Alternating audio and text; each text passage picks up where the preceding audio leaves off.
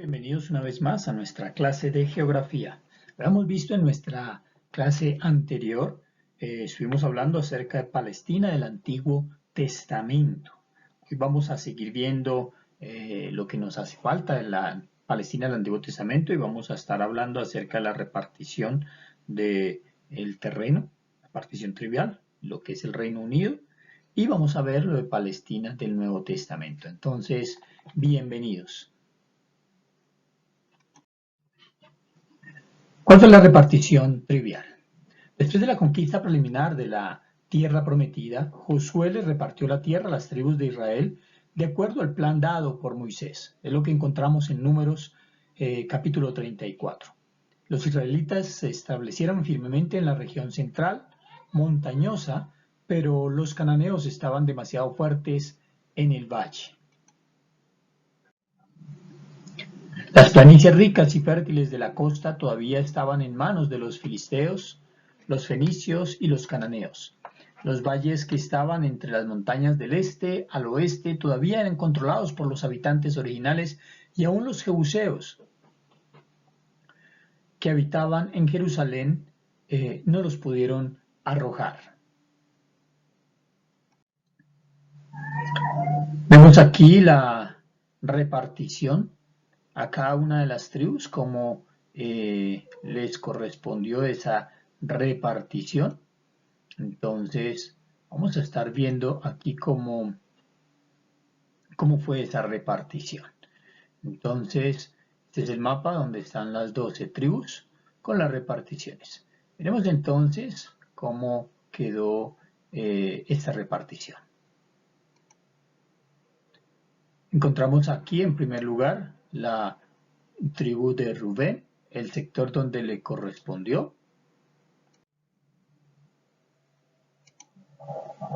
Vemos aquí la tribu de Gad.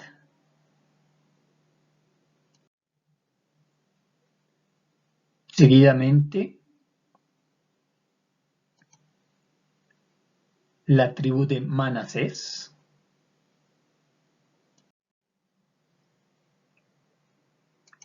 Luego aquí vemos la tribu de Simeón, el sector que le correspondió. Luego la tribu de Judá. La tribu de Benjamín. Vemos aquí el sector que le correspondió a la tribu de Dan. La de Efraín. Y aquí vemos la otra mitad de Manasés. Ya habíamos visto en el otro sector, en el sector oriental le había correspondido la media tribu de Manasés y aquí la otra media tribu de Manasés. Isaacar,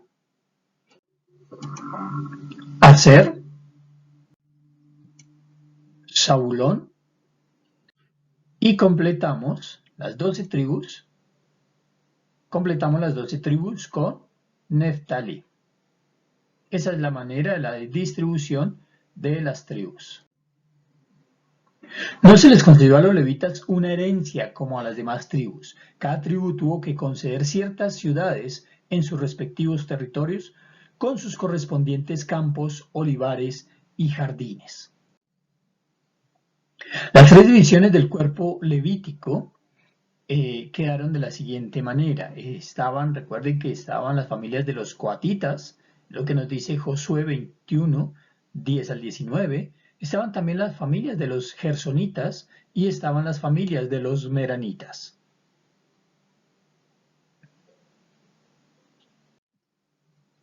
De las 48 ciudades asignadas a los levitas, se señalaron 6 ciudades como de refugio, 3 por el lado oriental y 3 por el lado occidental.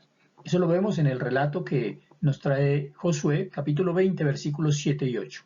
Estas ciudades hablan mucho acerca de la historia de Israel. Su sistema judicial y su Dios les proveyó una respuesta, no tan solo proteger al que accidentalmente derramaba sangre, sino que también protegía a las personas que procuraba la venganza. Las 6 ciudades de refugio que quedaron asignadas, como les dije anteriormente, 3 en el costado oriental y 3 en el costado occidental. Son ciudades que quedaron equitativamente distantes una de la otra para que la persona que necesitara hacer uso de esas ciudades entonces se dirigiera a la ciudad más cercana de esas de refugio. Entonces, esa fue más o menos la distribución de las 6 ciudades de refugio. ¿Cuáles son esas ciudades? Bien, miremos entonces ahora lo que tiene que ver con el Reino Unido, lo que se llamó la Edad de Oro. El periodo de historia de los jueces era más o menos de 330 años, que se extiende desde la muerte de Josué hasta que Saúl fue nombrado rey. El temor constante de ser atacados por los moradores originales les forzó a las tribus de Israel a unirse. Pidieron al profeta Samuel que nombrara un rey que les dirigiera. Bajo la dirección de Dios, Samuel escogió a Saúl, quien fue aceptado con entusiasmo por los israelitas como su rey. Es el relato que vemos allí en primer libro de Samuel, capítulo del 8 al 12. Pero con el paso del tiempo, Saúl deliberadamente desobedeció la voz de Dios y su vida y la de su pueblo se vio llena de problemas. El resultado, Saúl fue rechazado por Dios y David fue escogido como segundo rey de Israel. David se destacó entre los reyes de Israel tanto por su nobleza de carácter como por la envergadura de su obra política. Comprendiendo que la grandeza de su país dependía de su unificación, emprendió primero la tarea de inspirar a los israelitas para luego sojuzgar a las tribus cananeas. Por lo tanto, podemos considerar su trabajo bajo 2 puntos principales. El primer punto es la unificación del país. Puso sitio a Jebús, la capturó y la convirtió en asiento de unidad política y unidad religiosa. Ese relato lo encontramos en el segundo libro de Samuel, capítulo 5 en adelante, hasta el capítulo 6, de los versículos 12 al 23. También, teniendo que ver con la unificación del país, destruyó el poder filisteo. Lo encontramos en el segundo libro de Samuel, capítulo 5, versículo 17 al 25. Y en segundo lugar, la otra trabajo que hizo David es que la sojuzgación de las tribus vecinas. Esas tribus que aún permanecían era la de Moab, Soba y Damasco, Edom y la tribu de Amón. Los ejércitos de David derrotaron e hicieron retirar a los enemigos en la frontera del reino de Saúl y se extendieron sus fronteras hasta que incluyó gran parte del Mar Grande, lo que se llama el Mar Mediterráneo, en el oeste hasta el desierto más allá del Jordán en el este, y desde el Mar Rojo en el sur hasta el río Éufrates en el norte, dando como resultado que el imperio que llegó a Salomón era el más grande de aquella época. El tercer rey Salomón fue un gran constructor y la obsesión de ser el rey más poderoso, cuyo esplendor fuese mayor al de Egipto y Babilonia. Salomón primero construyó unas fortalezas para proteger sus fronteras, luego edificó un magnífico palacio para sí mismo y un templo para Dios. Buscó la ayuda de Irán, rey de Tiro, y en Fenicia para construir los edificios y proveer la madera. Salomón tuvo un ejército fuerte y grande, lo cual hizo necesario la construcción de cuarteles y carreteras para moverlos. Estos proyectos requirieron el trabajo de miles de hombres, y Salomón tuvo que forzar a la población a participar en ellos. El costo de estas construcciones fue enorme y puso una tremenda carga sobre el pueblo. Cuando Salomón murió, la gran estructura del reino que su padre David había edificado y que él mismo había tratado de hacer aún más grande estaba por arruinarse.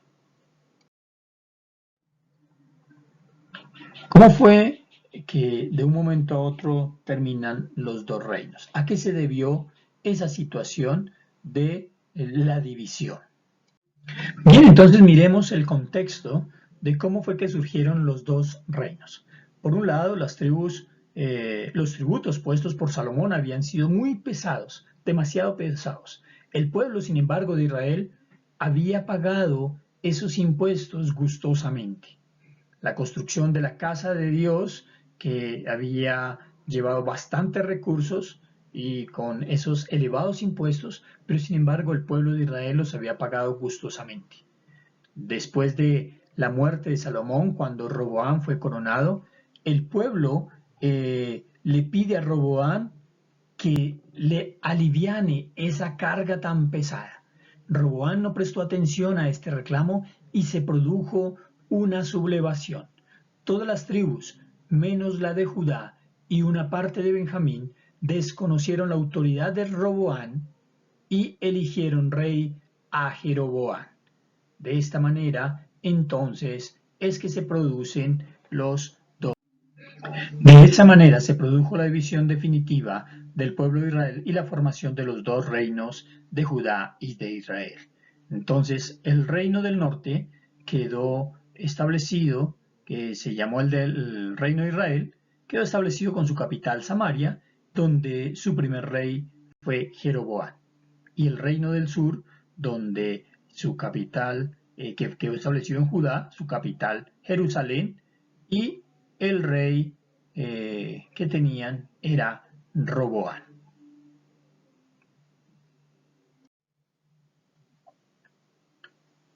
Así se produjo esa división definitiva del pueblo de Israel y la formación de los dos reinos de Israel. Entonces, recuerde, mi querido alumno, que los dos reinos, el reino del norte, capital Samaria, el reino del sur, capital Jerusalén. Recuérdelo muy bien, la capital del norte, del reino del norte fue Samaria y la capital del reino del sur, Jerusalén. Bien, y entonces con eso terminamos más o menos lo de la Palestina del Antiguo Testamento y ahora vamos a centrarnos en lo que es la Palestina del Nuevo Testamento. Lo que tiene que ver con la Palestina del Nuevo Testamento, la geografía política de Palestina durante los 70 años de la historia del Nuevo Testamento es un tanto complicada debido a la aparición de nuevas circunscripciones, la elevación de algunas monarquías y su repentina reducción a provincias con las consecuentes modificaciones territoriales. Las provincias al oeste del Jordán eran las siguientes. En primer lugar encontramos a Judea, era la más grande de Palestina. Judea abarcaba el territorio que anteriormente pertenecía a Judá, Simeón, Dan y Benjamín. La línea divisoria septentrional sufría frecuentes variaciones, pero se puede decir que se extendía desde Jope en la costa mediterránea hasta el punto en el Jordán, más o menos a unos 16 kilómetros al norte del Mar Muerto. Entonces, sus habitantes eran arrogantes, exclusivistas y conservadores. Se mantenían firmes en su pasada lealtad religiosa, creían conservar los verdaderos valores religiosos y morales. Se calificaban como la raza pura, los hebreos. Entonces, ese es más o menos lo de Judea. Pero ¿qué otras provincias estaban al oeste del Jordán? Encontramos también a Samaria, era la provincia central de Palestina occidental. Sus montes están agrupados separadamente. El terreno interpuesto está compuesto por hermosas y fértiles llanuras. La llanura de Sarón, estaba en su costado occidental y estaba habitada en su mayoría por gentiles, obligando a los samaritanos a habitar la cordillera central. Allí en Samaria tenían fama de ser gente descontenta que sabían abrigar odio y venganza. A través de la historia existió hostilidad entre los samaritanos y los judíos. Debido a estas diferencias, los samaritanos construyeron su propio templo en el monte de Samaria. Encontramos también allí provincias que tenían que ver hacia el lado oeste del Jordán, a Galilea. La más septentrional de todas las provincias, comprendía todo el territorio al norte de Samaria hasta el monte Líbano, extendiéndose de este a oeste desde el mar de Galilea hasta el Mediterráneo y Fenicia. Dicha provincia tenía muy buenas frutas hacia el norte y sur. Fue una región de una belleza encantadora y muy fértil. Podríamos decir que la etnografía de Galilea fue llamada por largo tiempo Galilea de los gentiles, en razón de hallarse poblada en su mayoría por fenicios, árabes, egipcios, sirios y griegos, los cuales se establecieron allí después del cautiverio.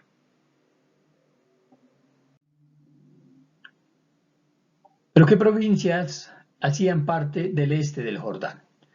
Las provincias que hacían parte del este del Jordán encontramos allí a Perea. Era una ciudad designada en el Nuevo Testamento como la otra parte del Jordán. No contaba con una numerosa población y no figuró en el ministerio del Señor. Podríamos decir que la etnografía de Perea fue un importante asiento de población judía. Algunos griegos también se establecieron en sus confines. Pero también encontramos allí a Decápolis. Deca, que significa 10, polis, ciudad. Muy conocida por el territorio donde la mujer samaritana fue a compartir el Evangelio. No era un término preciso. En su término más restringido se refiere a 10 ciudades griegas, amuralladas bajo la jurisdicción del gobernador de Siria, territorio al norte de Perea y este del Jordán. Podríamos decir que la etnografía de Decápolis era una región habitada en su mayoría por griegos y por judíos. Miremos qué ciudades principales de Palestina. Las ciudades principales de Palestina encontramos a Belén, encontramos Jerusalén, Nazaret, Betábara, Caná, Sicar, Naín, Gadara, Betsaida, Genezaret de Filipo, Fenicia, Cesarea, Jericó, Betania, Getsemaní, Emaús. Esas son las ciudades principales de Palestina. Miremos ahora lo que tiene que ver con el territorio de Asia Menor. Asia Menor fue importante para la extensión del reino de Dios por medio de los primeros misioneros. Por tal motivo, vamos a hacer una breve descripción de esta área geográfica que tiene que ver con Asia Menor. ¿Cuál era la situación de Asia Menor y su extensión? Esta área fue llamada por los griegos Anatolia, bañada por 3 mares. Uno de ellos era el Mar Negro por el norte, el otro el Egeo por el oeste y la del Mediterráneo por el sur. Cubre una extensión de 520.000 kilómetros cuadrados más o menos. El aspecto físico de Asia Menor comprende una meseta elevada, pedregosa, sembrada de lagos de agua dulce y agua salada, rodeada de varias cadenas de montañas que llegan hasta el borde marítimo, contribuyendo a formar un litoral accidentado.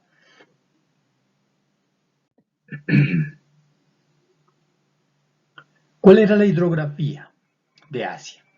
La hidrografía de Asia podemos decir que desde el punto de vista de la hidrografía, Asia Menor presenta muy poco desarrollo debido principalmente a algunos factores. ¿Cuáles son esos factores? La distribución de las cordilleras paralelas a la costa y la naturaleza pedregosa del suelo que atraviesan los ríos, lo cual contribuye a su curso sinuoso y de difícil navegación. La existencia de un sistema hidrográfico lacustre cerrado en el interior del país. Sus ríos más importantes son los que arrojan sus aguas en el Mar Negro y el curso superior del Tigris y del Éufrates. El clima de Asia Menor lo podemos definir de esta manera. Es la configuración de la comarca, se presta para una gran variedad climatológica, que en la meseta interior varía según la elevación y los vientos dominantes.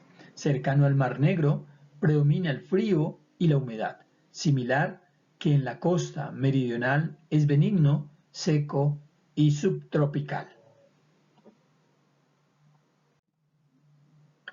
El aspecto económico. Uno de los aspectos económicos y que allí podían explotar era la mineralogía. Este sector de Asia es rico en minerales. ¿Qué minerales allí abundaban? Abundaban el carbón, el cromo, el zinc, el cobre.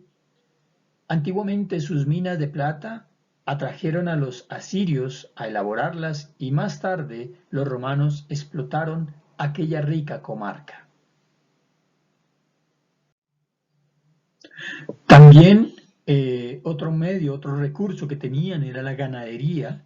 La meseta central, aunque pedregosa, abunda en pastos que sirven para la cría del ganado tanto caballar como mular y ganado lanar. La agrícola también era otra fuente para su aspecto económico. La agrícola, entonces, debido a su diversidad de clima, los cultivos son múltiples, siendo los productos los típicos de un clima templado y un clima subtropical. Eso es más o menos lo que tenía que ver con Asia. Miremos ahora lo que fue la marcha del cristianismo hacia Occidente. Entonces, después de la ascensión de Cristo, la iglesia cristiana se limitaba a Jerusalén y a sus alrededores. Los creyentes no formaron un cuerpo distinto de los judíos, de cuyos prejuicios se liberaron lentamente.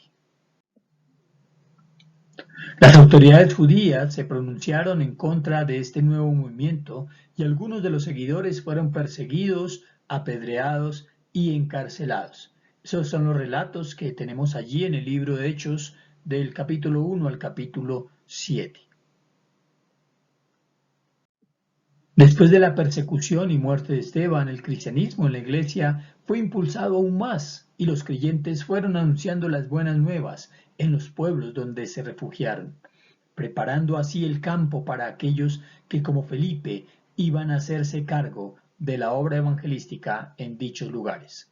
Podemos decir que una de las situaciones y del ejemplo que nosotros hoy en día como hijos de Dios debemos seguir es ese, el ejemplo de la iglesia del primer siglo.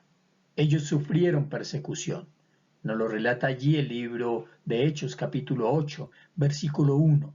Y el versículo 4 nos dice también que todos aquellos creyentes que fueron esparcidos a causa de la persecución, excepto los apóstoles, por donde iban, ellos iban predicando el Evangelio.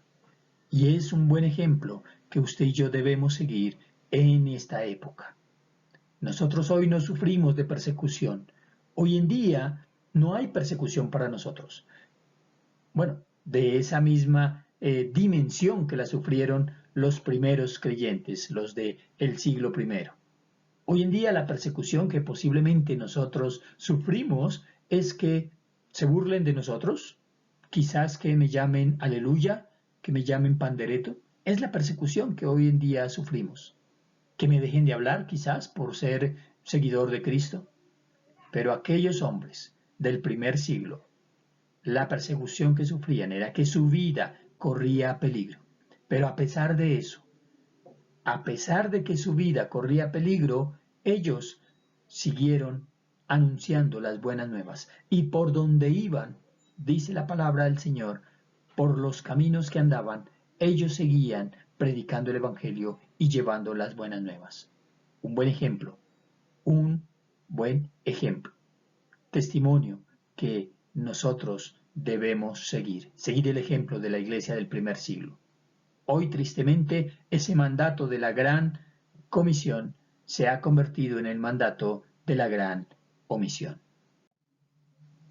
Más tarde, mediante las actividades de Pablo, el Evangelio se extendió mucho más en dirección oeste, en dirección hacia el Asia Menor y hacia el territorio de Europa, de donde fue llevado en postreras épocas a los confines de la tierra.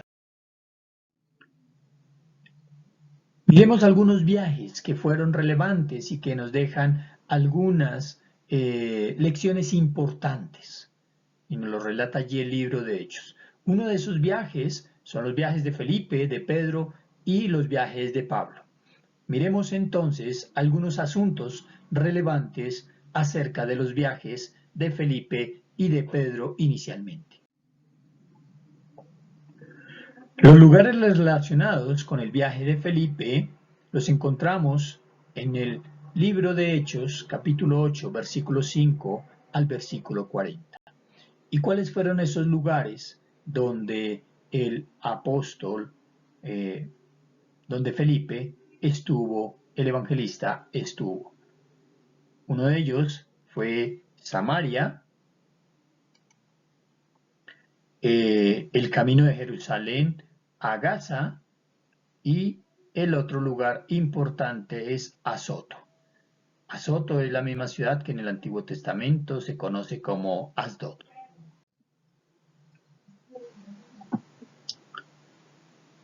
¿Qué eventos importantes podríamos decir que sucedieron allí en Samaria? Allí en Samaria, recuerde, y si usted va al libro de Hechos, a partir del capítulo 8, va a encontrar que allí en Samaria, Felipe, con su predicación, hizo muchas señales, muchos milagros, muchas sanidades. Allí se veía el poder del Señor, obrando en estos hombres, en estos grandes hombres del Señor. Allí en Samaria hubo muchas señales, muchos milagros, muchas sanidades a través de la predicación de Felipe. Pero allí en el camino de Jerusalén a Gaza encontramos que Felipe y el eunuco, esa gran historia donde Felipe se encuentra con el eunuco, donde este hombre no entendía y Felipe se acerca y le explica lo que estaba leyendo.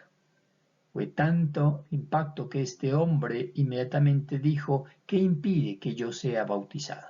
Y terminó bautizándose allí. Pero también en Azoto, según el relato de Hechos, capítulo 8, versículo 40, dice que se seguía predicando, anunciando el Evangelio. Allí se seguía anunciando el Evangelio. Entonces, esos son los hechos sobresalientes en estas ciudades. Los lugares relacionados con el viaje de Pedro los vemos a partir del capítulo 9, versículo 32 del libro de Hechos, hasta el capítulo 11, versículo 18. ¿Cuáles ciudades encontramos allí en el recorrido de Pedro? Lida, Jope y Cesarea. Pero también allí en estas ciudades hubo eventos importantes. Allí en la ciudad de Lida encontramos que fue la curación de Eneas, ese hombre que estaba pasando una enfermedad tremenda. Pero allí con la predicación y la visita de Pedro, Eneas es curado. En Jope encontramos el evento relevante donde Tabita, esa mujer que traducido es Dorcas, resucitó. Había muerto esta mujer y cuando llega Pedro a esta ciudad, entonces ingresa a la habitación y orando por ella, esta mujer resucita. Tabita había enfermado y muere, pero Pedro ora por ella y es resucitada. Ese es el evento más sobresaliente allí en la ciudad de Jope. Y allí en Cesarea, el evento relevante es donde Cornelio predica, donde Pedro va a la casa de Cornelio y predica a los gentiles.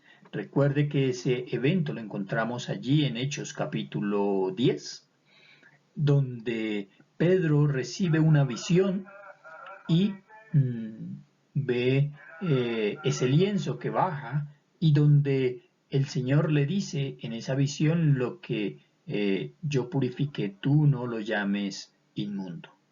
Cornelio a su vez también recibe una visión, una orden del Señor a través del Espíritu Santo y manda a traer a Pedro. Viene Pedro a la casa de Cornelio y allí predica a los gentiles y muchas personas se convierten al Señor.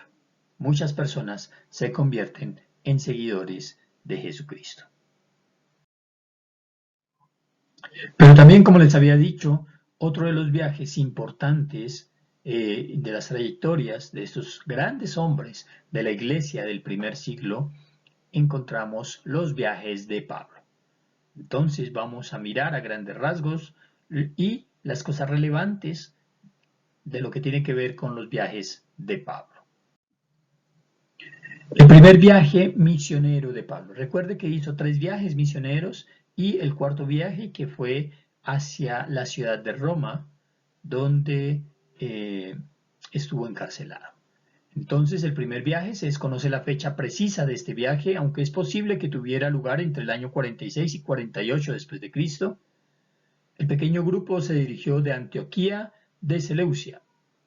Aproximadamente el recorrido del primer viaje fueron unos 1.650 kilómetros. Ese es el recorrido del primer viaje de Pablo. Sale de Antioquía de Cilicia, viene por estos lares, baja acá, Listra, Derbe, y luego regresa a Antioquía. Este es el recorrido del primer viaje de Pablo. Pero miremos algunas cosas relevantes de ese primer. ¿Qué podemos rescatar de este primer viaje de Pablo? Una de las cosas que nosotros podemos rescatar es lo siguiente: que su mensaje era cristocéntrico. Fueron a ciudades con sinagogas y ellos hablaron primero a los judíos con la esperanza de que vieran a Jesús como el Mesías y que ayudaran a difundir el mensaje de las buenas nuevas a todos.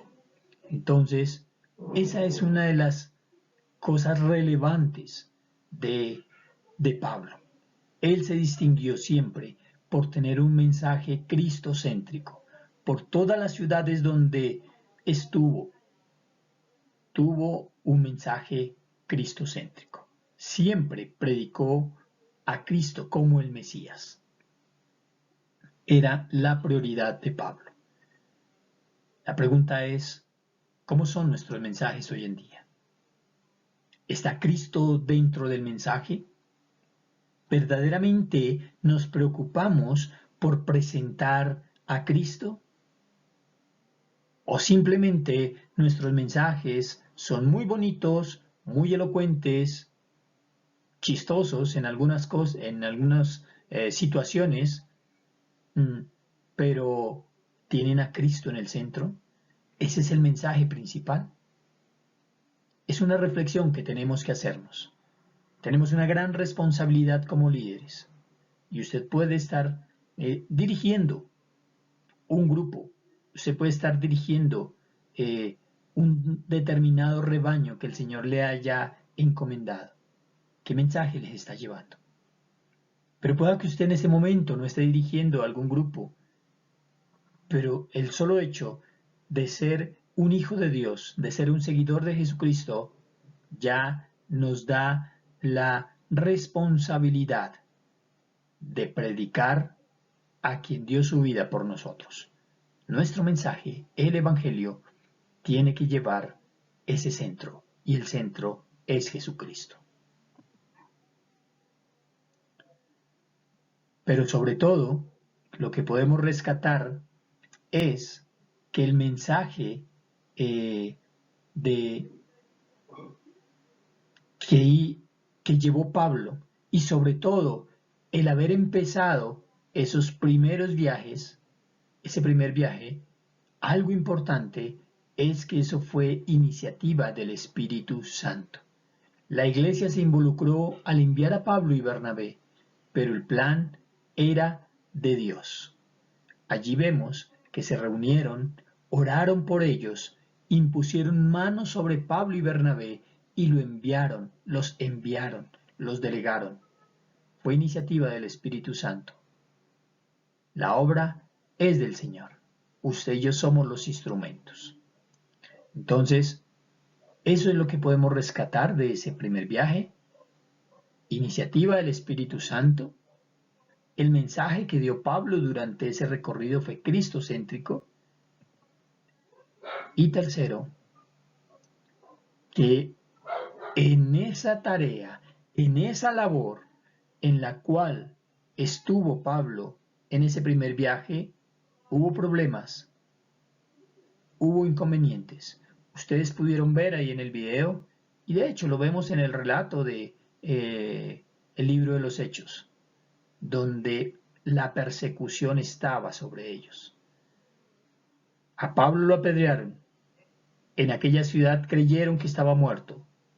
Lo dejaron y él de ahí siguió a otra ciudad y siguió predicando el Evangelio. Problemas hubo, pero a pesar de los problemas se mantuvo firme. Se mantuvo en la misión de Dios a pesar de. La reflexión que tenemos que hacernos nosotros es, ¿cómo estamos nosotros en cuanto a la misión? Nuestra responsabilidad como hijos de Dios, ¿cómo estamos? ¿Somos perseverantes? ¿Nos mantenemos firmes? ¿O simplemente en cualquier problema, en cualquier dificultad, tiramos la toalla, como coloquialmente se puede decir? Pablo tuvo problemas, Bernabé tuvo problemas, pero se mantuvieron firmes a pesar de. Hubo problemas, pero también hubo satisfacción porque tuvieron victorias, porque después de esos problemas por donde iban seguían compartiendo el Evangelio y cantidad de personas se iban añadiendo a este poderoso ejército de salvación. Problemas, pero si se mantuvieron firmes, pudieron gozar y tener el privilegio de esas victorias. Abrieron iglesias, abrieron obras. Esas son las victorias. Regresaron victoriosos, llegaron a dar un buen parte a la iglesia que les había enviado, llegaron con buenas noticias en medio de las dificultades y los problemas que tuvieron en el camino. Entonces, esa es la invitación. Que en medio de los problemas nos mantengamos firmes en la misión que Dios nos ha encomendado. El segundo viaje de Pablo.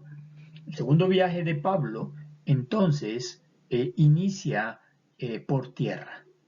Inicia aquí en Jerusalén.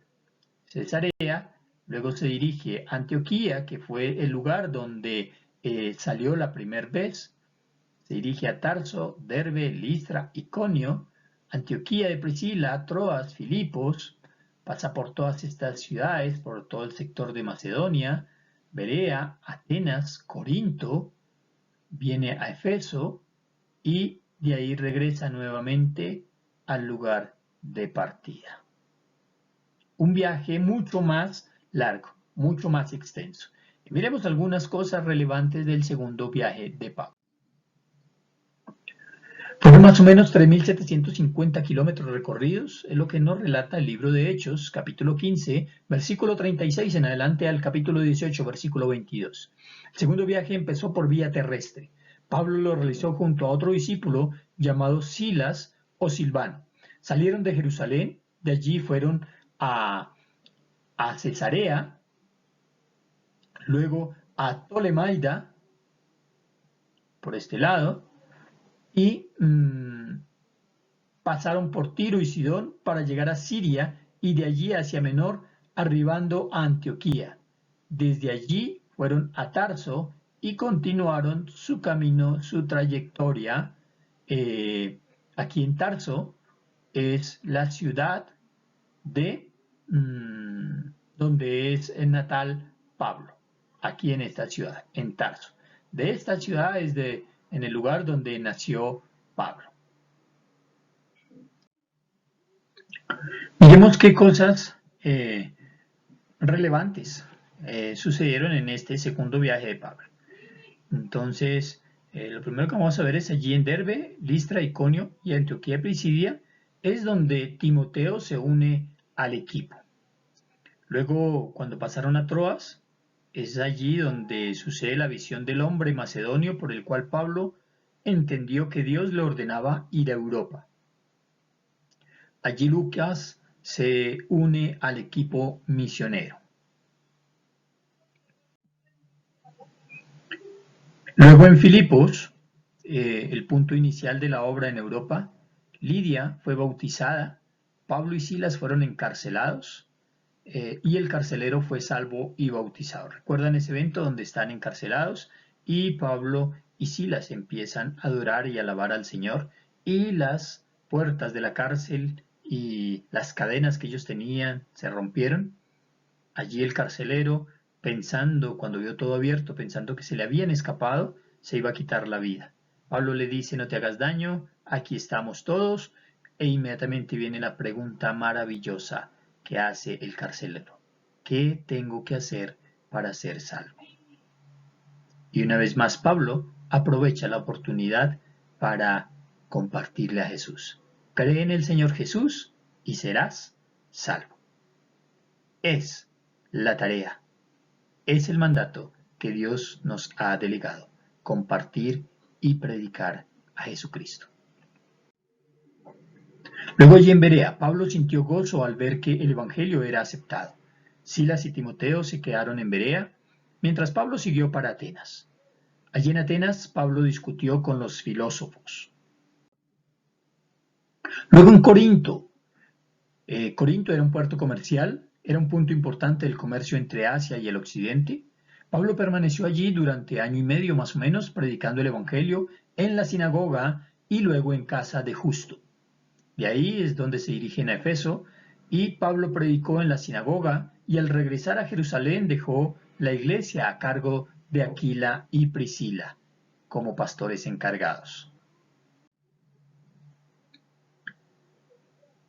Llegamos al tercer viaje misionero de Pablo. El tercer viaje misionero de Pablo son más o menos unos 4.200 kilómetros y son los relatos que encontramos en Hechos, capítulo 18, versículo 23, al capítulo 21, versículo 17. En este tercer viaje, Pablo llevó a cabo la obra más admirable de toda su vida.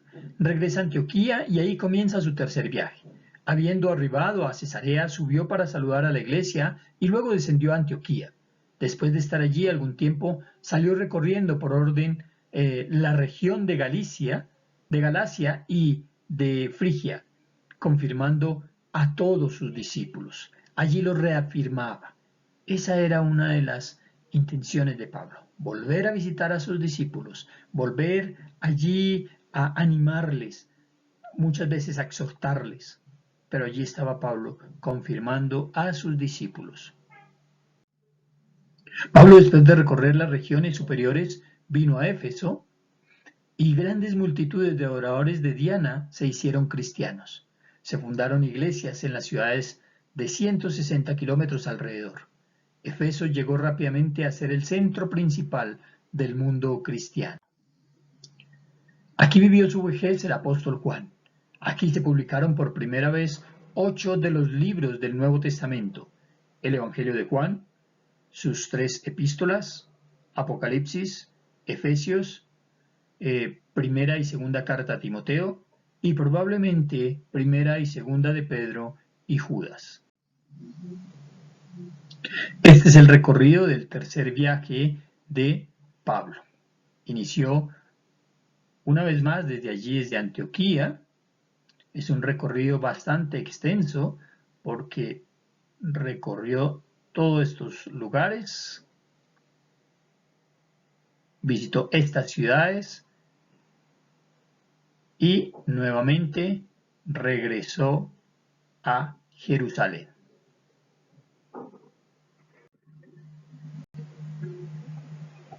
¿Qué sucesos encontramos en el tercer viaje misionero de Pablo? Los sucesos que encontramos son allí en Antioquía de Siria, que es el punto de partida del tercer viaje que emprendió por tierra, siguiendo los pasos de la primera parte de su viaje anterior. Allí pasa a Derbe, Listra, Iconio y Antioquía de Pisidia, que son las iglesias de Galacia. Visitó de nuevo estas iglesias, confirmando a cada uno de los hermanos que allí se encontraban. Como les decía anteriormente, animándoles y muchas veces exhortándoles. Allí en Éfeso Pablo bautizó y proclamó el reino de Dios, se quedó por más de 2 años, tuvo problemas con los seguidores de Diana que lo obligaron a abandonar la ciudad. Luego allí en Macedonia, Pablo estimula a la iglesia, aquí sigue hacia Grecia. Luego allí en Grecia se queda 3 meses y luego emprendió el regreso hacia su casa pasando por Macedonia otra vez. Llega a Filipo, se quedó aquí por 2 días y luego se embarcó para Troas. Allí en Troas Pablo predicó largamente y un joven se cayó de la ventana muriendo instantáneamente. Pero Pablo oró y Eutico, como se llamaba aquel hombre que cayó de la ventana, resucitó. Luego pasa a Mileto. Allí es donde Pablo mandó llamar a los ancianos de la iglesia de Éfeso y les dio sus palabras de despedida. Luego estuvo en Pátara, se embarcaron hacia Fenecia. Allí en Tiro buscaron a los cristianos en esta ciudad y se quedaron por 7 días. Luego, llegando a Tolemaida, fueron saludados por los hermanos y se quedaron allí un día. Llegando nuevamente a Cesarea, se quedaron con Felipe y el profeta Agabo, quien predijo que los judíos de Jerusalén lo iban a entregar a las autoridades romanas. Y allí en Jerusalén, de donde salió como prisionero a Roma.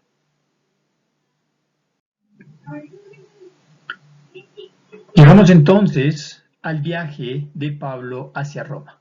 Es un viaje más o menos de 2.700 kilómetros, lo que nos relata Hechos, capítulo 27, versículo 1, hasta el capítulo 28, versículo 16, encontramos ese viaje de Pablo hacia Roma.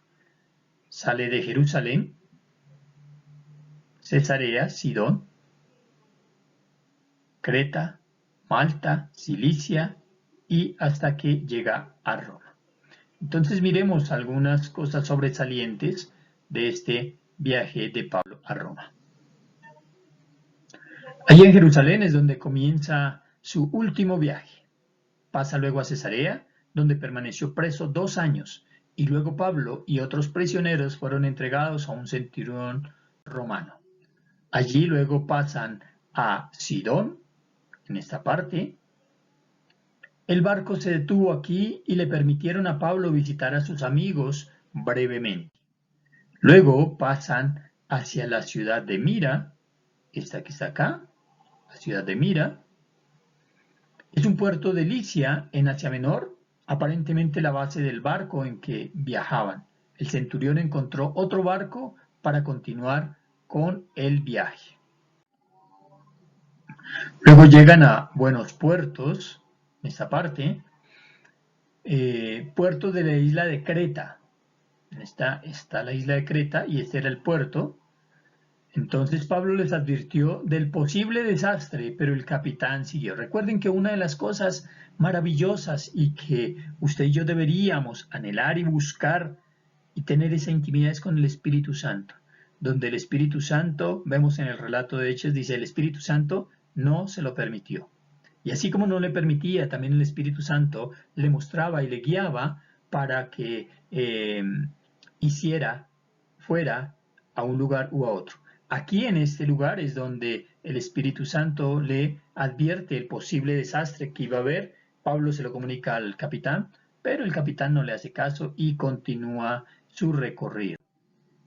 Allí en Malta, continúan por este sector del mar Mediterráneo y llegan a Malta, al sur de Cilicia, aquí está Cilicia, llegan a Malta, y como resultado de una tempestad, el barco naufragó en esta isla, lo que el Espíritu Santo le había revelado a Pablo, lo que Pablo le había dicho al capitán, pero no le hizo caso. Ahí es entonces en este lugar donde naufraga el barco.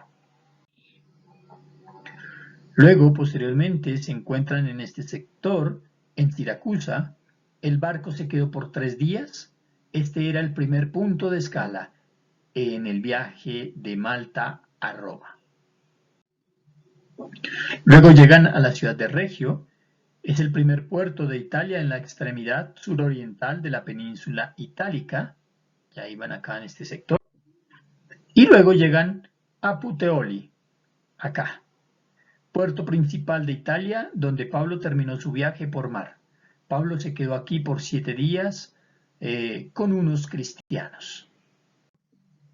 Y llegan a Roma, la ciudad de destino. Aquí Pablo pudo tener su propia casa y predicar el reino de Dios mientras esperaba su juicio.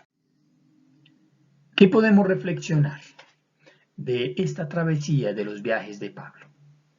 Lo primero, que debemos nosotros preguntarnos y reflexionar, ¿cómo estamos apoyando la predicación fuera de la iglesia? ¿Cuál es esa misión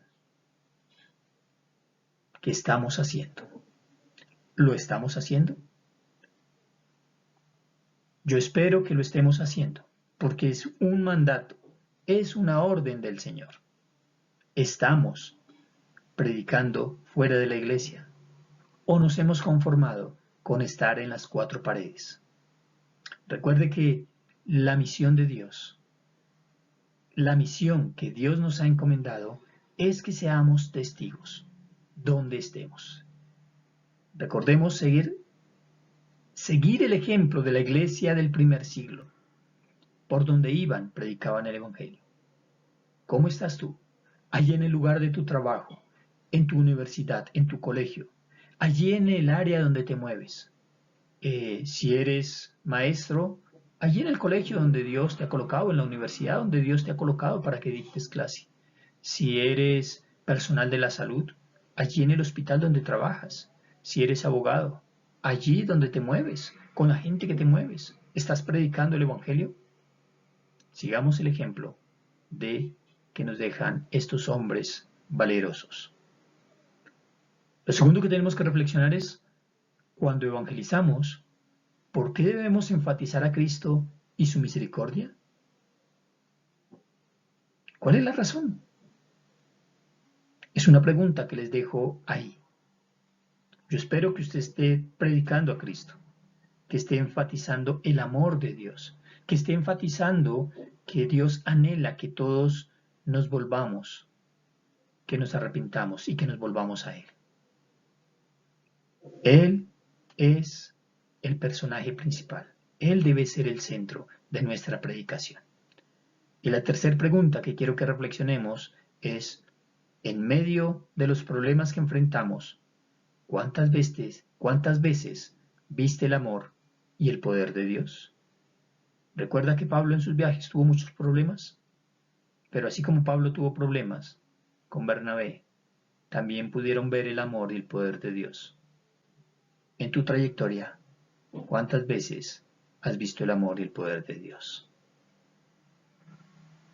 Lo coloco aquí porque somos fáciles para olvidar Y muchas veces nos recordamos solamente las cosas malas que suceden, pero pocas recordamos todo lo bueno que ha hecho Dios. Un ejemplo de esos es el Salmo 103. David, allí en un tiempo difícil y complicado, pero normalmente cuando uno está en problemas, lo primero y lo más fácil para el ser humano es quejarnos. Pero allí David, en el Salmo 103, antes de quejarse, hizo una lista larga de todas las cosas buenas que Dios había hecho por él. Él es el que perdona nuestros pecados, quien nos corona de favores y misericordias. Y hace una lista maravillosa, y es lo que usted y yo debemos hacer, recordar el amor y el poder de Dios. ¿Cuál debe ser entonces nuestra actitud ante esto? ¿Cuál debe ser la decisión que debemos tomar? Pidamos sabiduría y busquemos diariamente al Espíritu Santo a través de la Biblia y la oración, pues la obra es una obra divina y el éxito depende de nuestra dependencia de Dios. Vimos en esos recorridos fascinantes de Pablo cómo dependía de Dios, cómo se dejaba guiar por el Espíritu Santo. Sigamos ese ejemplo. Y bien, llegamos a nuestro último tema de nuestro curso de geografía. Y vamos a terminar y a cerrar este maravilloso recorrido que hemos hecho por la geografía bíblica. Cerremos con las 7 iglesias en Asia Menor. Vamos a tener un pequeño repaso solamente, no vamos a ahondar en esto. Cuando ustedes vean Apocalipsis, van a poder estudiar a más profundidad lo de las 7 iglesias. Hoy simplemente vamos a dar un pequeño bosquejo de lo que tiene que ver con las 7 iglesias en Asia Menor. Las 7 iglesias descritas en Apocalipsis capítulo 2 y 3 son literalmente 7 iglesias que existían en el tiempo en que Juan el apóstol estaba escribiendo el Apocalipsis. Aunque se trata literalmente de iglesias de ese tiempo, también hay un significado espiritual para las iglesias y creyentes de la actualidad. El primer objetivo de las cartas era comunicarse con las iglesias existentes y suplir sus necesidades de entonces. El segundo propósito es revelar 7 diferentes tipos de individuos, de iglesias, a través de la historia e instruirlos en la verdad de Dios. ¿Cuáles son esas 7 iglesias? En primer lugar, vemos la iglesia de Éfeso. Esta es una de esas 7 iglesias de las cuales encontramos en Asia Menor. La encontramos su descripción en Apocalipsis capítulo 2, versículos del 1 al 7. Y de Éfeso se dice que era la iglesia que había dejado su primer amor. Apocalipsis capítulo 2, versículo 4. Pasamos a Esmirna, y de Esmirna decimos que es la iglesia que sufriría persecución. La tercera iglesia es Pérgamo, y de Pérgamo decimos que la iglesia que necesitaba arrepentirse. La cuarta iglesia es Tiatira, y de Tiatira podemos decir que la iglesia que tenía una falsa profetisa. La quinta iglesia es la de Sardis, y de Sardis podemos decir que la iglesia que se había quedado dormida. Esta iglesia es la de Filadelfia, y de ella podemos decir que la iglesia que había perseverado pacientemente. Encontramos Apocalipsis capítulo 3, versículo 10. Y la séptima y última iglesia es la Odisea. De la Odisea podemos decir que la iglesia que tenía una fe tibia.